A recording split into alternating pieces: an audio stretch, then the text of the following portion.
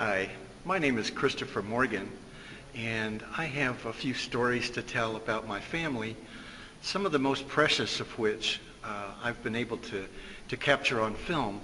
But the film may capture the image, but the heart captures the spirit.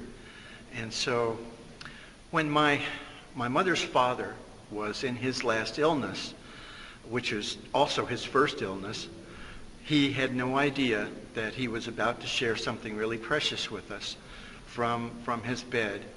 And so I asked him a few questions about some stories that I'd heard when I was very little. And he had one story that really fascinated me about Indians in Indiana. Well, my great-grandfather lived near Fort Wayne, Indiana. And up in that area, there used to be a canal that came down from the Great Lakes. And it was a place where everybody was plying their trade along the river. And he was a mule team driver along the canal. And so his mules would pull the canal boats down the Wabash and Erie Canal. Well, he had a really fine stock of mules as well as horses. Well, the local Indian chief named LaFountain, who was an English speaker, was very, very interested in his livestock. Way too interested, in fact. And one night, the chief snuck into his corral and stole his best horse. Well, the way that the story goes, my great-grandfather, Nahum Hayward, who had red hair and who had, about average build and height, but he was very strong spirit. And what he decided was that he would trail the chief back to his village and see if he could catch him somewhere unawares. And along the trail, he had stopped to doze and nap. And so just as my great-grandfather came upon him, he suddenly woke. And what did he wake up to? A strong right hand that sent that boy to the promised land for about a good half an hour. He was out cold and fell off the horse. So my great-grandfather tied him onto the horse and led him with his horse into his village. And there, all the people were surprised to see him in this particular attitude. Well, the chief had been making some bad deals and was a little dishonest in addition to being a thief.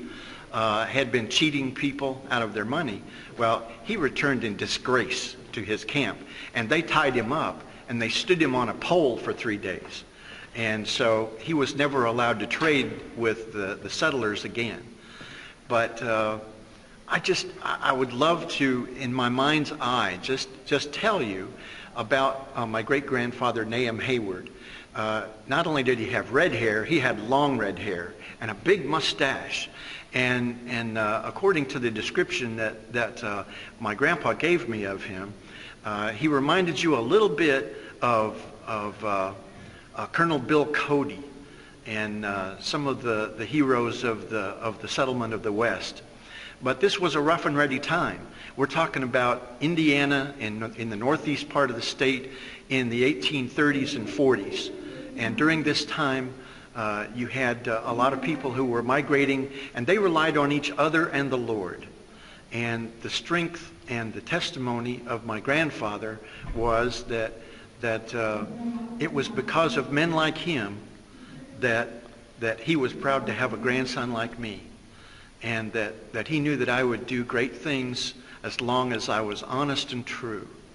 And it's this kind of enthusiasm and encouragement that has helped me to become a Latter-day Saint.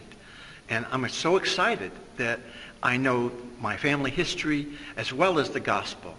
And it gives me the opportunity to think that someday I'll be able to be joined forever, eternally, through the temple with these wonderful ancestors that I have. And I thank you very much for your kind attention and hope that you have a blessed day. Thank you. Okay, I'd like to tell you a story about my ancestor, Joseph Isaac Southwick. He was my great-grandfather. He, when he was in his 40s, scratched his thumb one day. He ran a lumber mill, and didn't think anything of it. Most people, don't think anything much about scratches. But later that night, he said he felt like his hand was frying in hot grease. Turned out later when he went to the doctor, they diagnosed him with blood poisoning. And he went through several weeks and months of being in intense pain while they kept trying to find the source of the infection. They were cutting through his hand in all directions. It kept draining poison. It was just a terrible time for him. And finally, he was told that they found the source of the infection was up near his elbow, even though the scratch started at the bottom of the hand. And he was told that he was asked a lot of questions about how he lived his life. And when the doctor found out that he basically kept the word of wisdom, which is what we would call it, but he was asked if he drank or smoked or anything like that. And he said no. He said, well, because the way you have lived your life, I have a pill that you can take that will either kill you or it will cure the infection. It was pretty broad odds. But anyway, he took the pill, and it did. It finished localizing the infection, and they were able to finish draining it. The poison from his arm at that point. And he held his arm in a sling for several years that continued to drain poison, believe it or not. And he continued to work on the lumber mill. And one day he accidentally fell and broke his arm, and they discovered that the poison had deteriorated the bone and that his arm would now need to be cut off. So his arm was cut off at the elbow. He was fitted with a hook at the end because he wasn't the kind of guy to just sit around. And he lived to be about 93 or 95.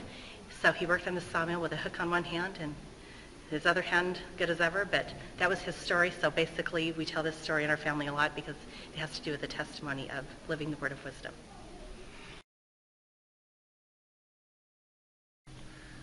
I'm Steve Yarman. I was doing family history a few years ago, and I talked to my aunt who lived in North Dakota, and she had a record of some of my father's family, and she decided to let me have copies of it. Now, it was an old computer format, so it was kind of strange the way it was set up.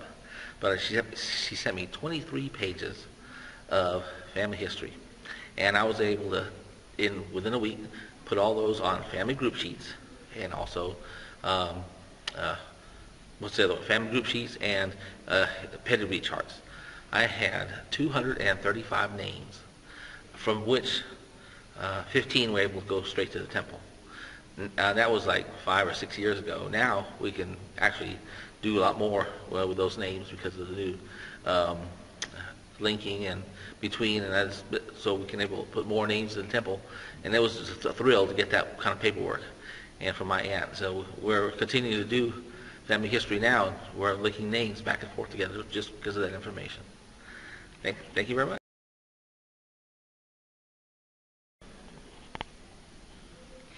The personal family history story that comes to mind is my first cousin who came to visit us. It's actually my dad's first cousin.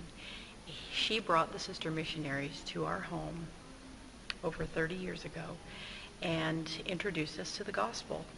And she grew up with my dad and had a very close relationship with him.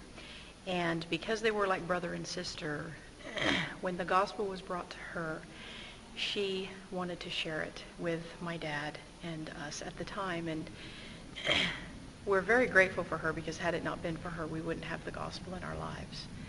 But my mother was first converted. She gained a testimony of the Book of Mormon. And after she did, my dad wasn't sure, but he prayed about it. And it was when he prayed about it, and the sister missionaries were there at the table asking him about it, that he had a very strong, overwhelming feeling that it was true. And ever since then, we have been able to enjoy the blessings of the gospel because she brought it to us.